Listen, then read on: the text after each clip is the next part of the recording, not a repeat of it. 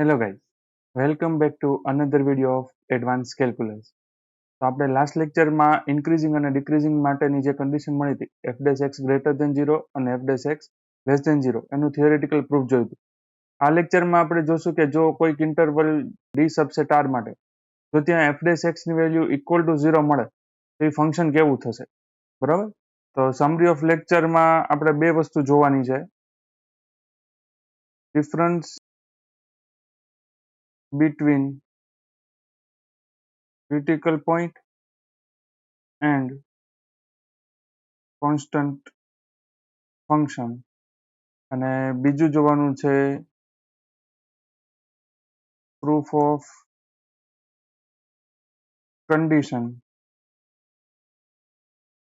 for f dash x equal to 0, x belongs to t, then nature of f of x over t. તો જે f dash x equal to 0 માટે જે આપણે theorem proof કરશું એની પહેલા આપણે difference between critical point અને constant function જોશું, કારણ કે એનો કોન્સેપ્ટ છે એ આપણે થિયરમમાં એપ્લાય કરવાનો છે એટલે. અને જો મિત્રો તમે આ ચેનલ પર નવા હો અથવા હજુ સુધી જો તમે આ ચેનલને સબસ્ક્રાઇબ ના કરી હોય તો ચેનલને સબસ્ક્રાઇબ કરો અને તેની બાજુમાં બેલ આઇકન છે એ પ્રેસ કરો, જેથી તમને આ ચેનલ પર આવનારા નવા કોન્ટેન્ટ અને નવા સબ્જેક્ટ વિશે ઇન્ફોર્મેશન છે એ નોટિફિકેશન દ્વારા મળતી રહે. અને તમારા ફ્રેન્ડ સર્કલમાં એવા કોઈ મિત્રો હોય કે જેમને આની જરૂર હોય તો એની સાથે શેર પણ કરજો. તો શરૂ કરીએ.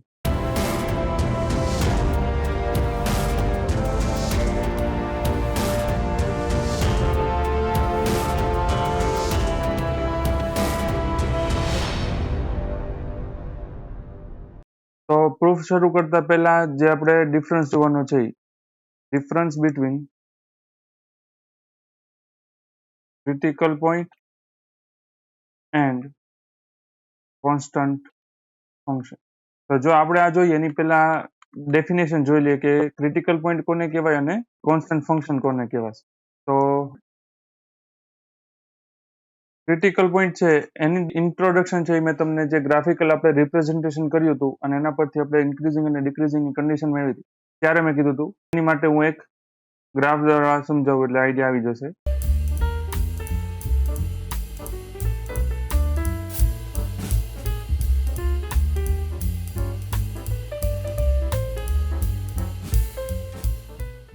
તો મેં આ એક sin x નો ગ્રાફ દોર્યો છે ઇન્ટરવલ 0 થી પાઈ માટે, અને ખ્યાલ હશે કે આ જે મેક્સિમમ વેલ્યુ છે એ ક્યાં મળે છે,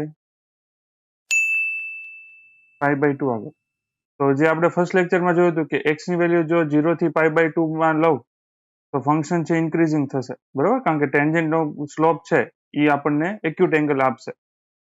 સેમ x ની વેલ્યુ જો હું π/2 થી પાઈ વચ્ચે લઉં તો ફંક્શન ડિક્રીઝિંગ છે, બરાબર.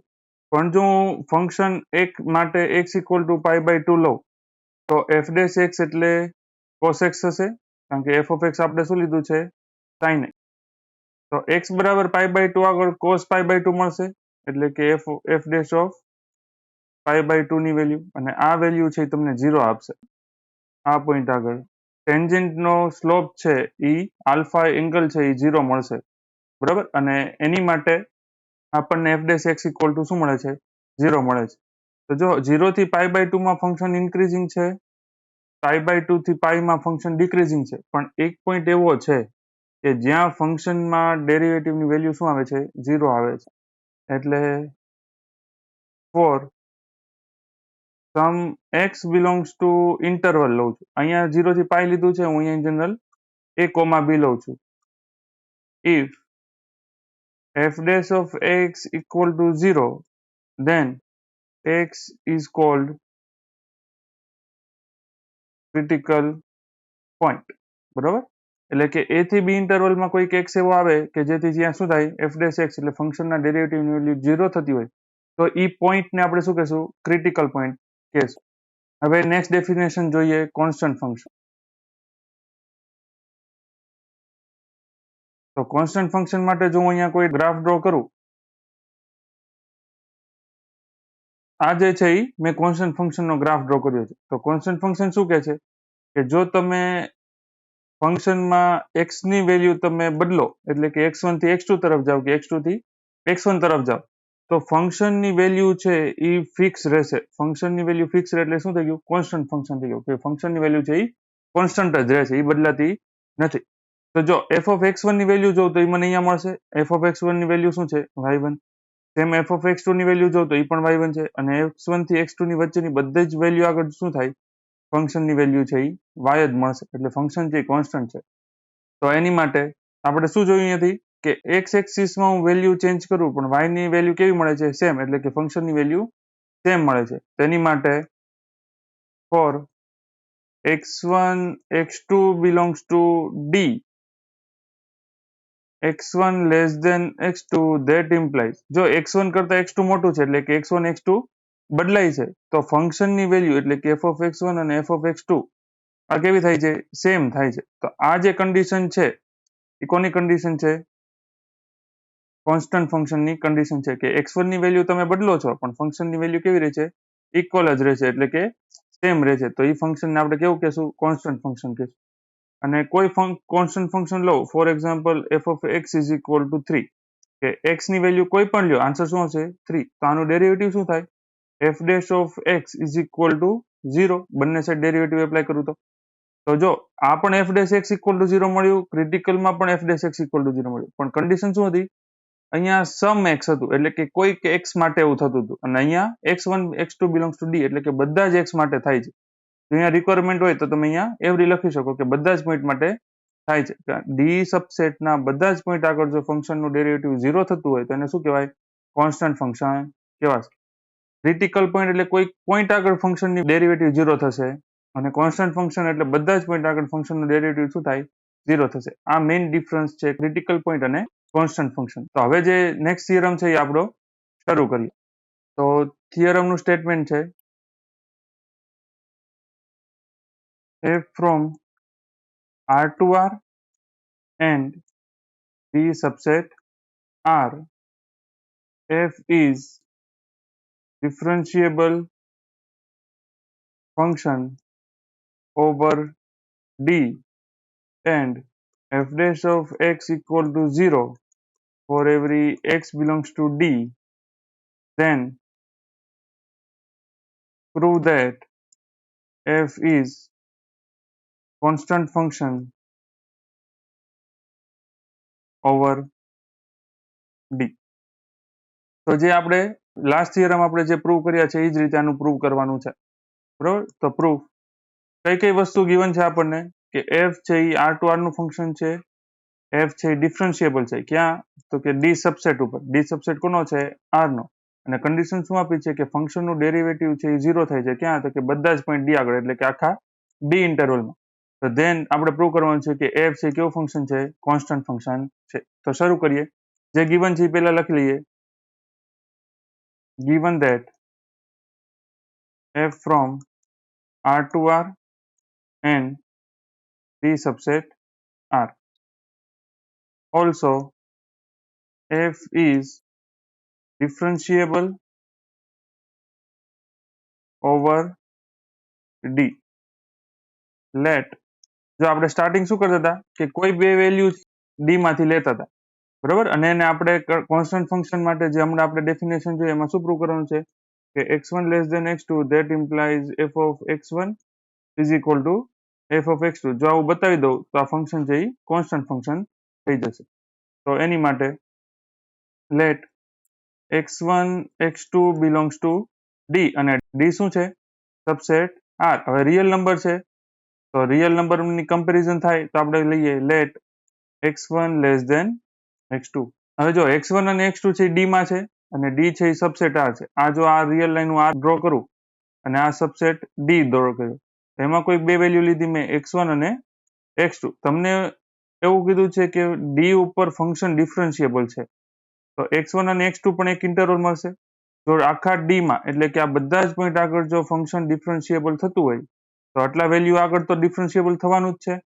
તો ફંક્શન છે એ x1 x2 ઇન્ટરવલ પર ડિફરન્શિયેબલ થયું. અને બીજું શું ગિવન છે? અને ફંક્શનનું ડેરિવેટિવ 0 થાય છે. ક્યાં? ડી ના બધા જ એલિમેન્ટ. ડી ના બધા જ એલિમેન્ટ માટે થાય તો x1 x2 ઇન્ટરવલ પર પણ થશે. તો બસ એ જ લખવાનું છે as f is differentiable over d, hence f is differentiable over interval x1 x2 subset શું છે d, and as f dash of x equal to 0 for every x belongs to d, then f dash of x equal to 0 for every x belongs to x1 x2 interval subset d. હવે આટલી value આપણને given છે. હવે પાછું શું છે કે f છે ડિફરન્શિયેબલ છે અને ડિફરન્શિયેબલ ફંક્શન કેવું હોય કન્ટિન્યુઅસ હોય. as every differentiable function are continuous, hence f is, હવે જો f છે ડિફરન્શિયેબલ ઓવર d, એના પરથી આપણને આ ઇન્ટરવલ ઉપર ડિફરન્શિયેબલ મળ્યું અહીંયાથી, બરાબર. તો એના પરથી જો ડિફરન્શિયેબલ ફંક્શન કન્ટિન્યુઅસ થતું હોય તો આ ઇન્ટરવલ ઉપર એ કન્ટિન્યુઅસ પણ થશે. તો કન્ટિન્યુઅસ માટે આપણે અહીંયા ઓપન ઇન્ટરવલ નહીં લઈએ, ક્લોઝ ઇન્ટરવલ લેશું. શું કામ? એનું રીઝન છે એ મેં જ્યારે તમને ઇન્ક્રીઝિંગ અને ડિક્રીઝિંગ ફંક્શનનું થિયરમ ચલાવ્યું હતું ત્યારે મેં તમને ઇન્ફોર્મેશન આપી હતી. અને જો હજુ સુધી તમે એ વિડીયો ના જોયો હોય તો અહીંયા આઈ આઇકોન પર ક્લિક કરો ને એ વિડીયો તમે જોઈ શકો છો. તો અહીંયા શું આવશે એ પર એ થિયરમ પરથી કે f is continuous over interval શું આવશે ક્લોઝ ઇન્ટરવલ આવશે x1 x2. હવે જો ફંક્શન ડિફરન્શિયેબલ પણ છે કન્ટિન્યુઅસ પણ છે, તો by Lagrange's mean value theorem, therefore by Lagrange's mean value theorem, there exists C belongs to open interval x1 x2 such that શું થશે f dash of C is equal to f of x1 minus f of x2 upon x1 minus x2. હવે જો ઘણી વાર હું આ રીતે લખું છું f of x1 minus f of x2 upon x1 minus x2, અને ઘણી વાર હું આ રીતે લખું છું f of x2 minus f of x1 upon x2 minus x1. તો આ બંને છે એ સેમ જ છે, બરોબર. કારણ કે જો હું આમાંથી માઇનસ સાઇન કોમન લઉં તો આ માઇનસ ને આ પ્લસ થઈ જશે અને અહીંયા માઇનસ આવશે. આ માઇનસ ને હું નીચે મલ્ટીપ્લાય કરી દઉં તો આ માઇનસ x1 થઈ જાય પ્લસ x2. તો જો આ જે ટર્મમાં ચેન્જ કર્યો એ જ આ ટર્મ છે, એટલે બંને ટર્મ કેવા થશે સેમ જ થશે. ખાલી એટલું યાદ રાખવાનું, જો તમે ઉપર f of x2 પહેલા લખો તો નીચે x2 પહેલા લખવાનું આવશે, જો f of x1 પહેલા લખો તો નીચે x1 પહેલા લખવાનું આવશે. તો આના પરથી તો હવે શું આપણને given છે કે ફંક્શન છે એનું ડેરિવેટિવ 0 થાય છે. ક્યાં? તો કે બધી જ વેલ્યુ આગળ. બધી કઈ વેલ્યુ? તો કે x1 x2 ની હોય તેની આગળ.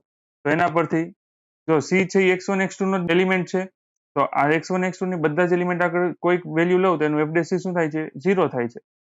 તો એના પરથી but f dash of c equal to 0, therefore f of x1 minus f of x2 upon x1 minus x2 equal to 0, કારણ કે f dash c શું છે 0 છે. therefore હવે આપણે શું લીધું છે x1 લેસ ધેન x2, તો આ વેલ્યુ છે એ ઇક્વલ નથી x1 અને x2, તો એ બંને ક્યારે 0 નહીં થાય. અને 0 ના થાય તો અહીંયા જે ડિનોમિનેટરમાં છે એ હું આ સાઈડ મલ્ટીપ્લાય કરી શકું. તો એના પરથી મળશે f of x1 minus f of x2 equal to 0. તો આના પરથી શું મળ્યું f of x1 is equal to f of x2 કોની માટે? તો કે x1 લેસ ધેન x2 માટે.